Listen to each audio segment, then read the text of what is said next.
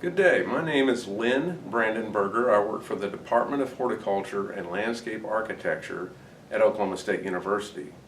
Today I'm going to be talking about how to purchase seed for vegetable growers, also a little bit about storage of the seed, and a little bit about shipping.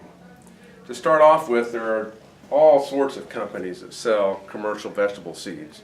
And notice I said commercial vegetable seeds.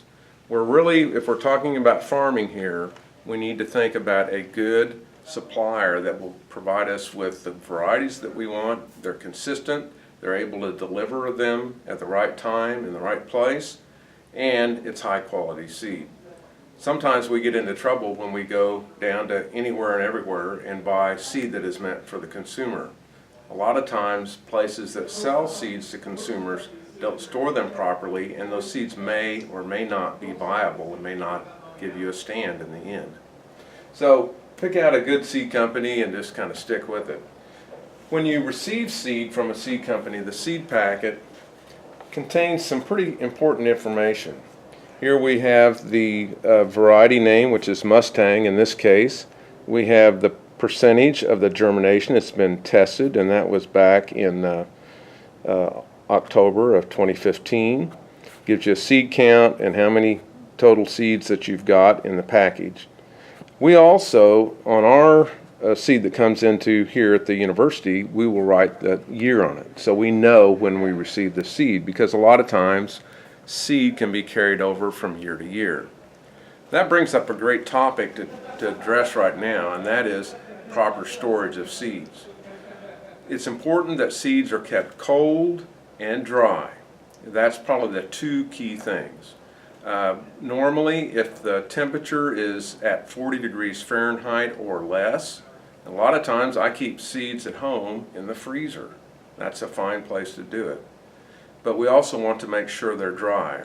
We'll have a segment in the future that really talks in more depth about how to properly store seed and also how to check the germination. But on with our discussion for today. If you're going to order seed, a lot of us will either do that on the telephone, or nowadays we're doing it off the internet. So here's a couple of tips that was given to me by a seedsman, a person that runs a seed company. First off, if you're going to order seeds, order them early in the week.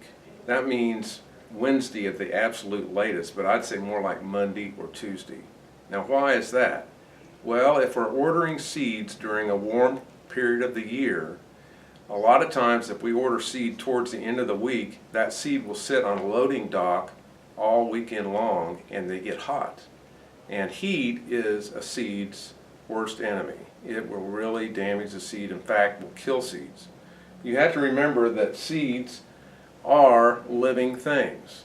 So if you go to the farm store and you buy some seed and you throw that seed up on the dash of the pickup truck and it's up there for a couple hours, they might get to be 150 degrees.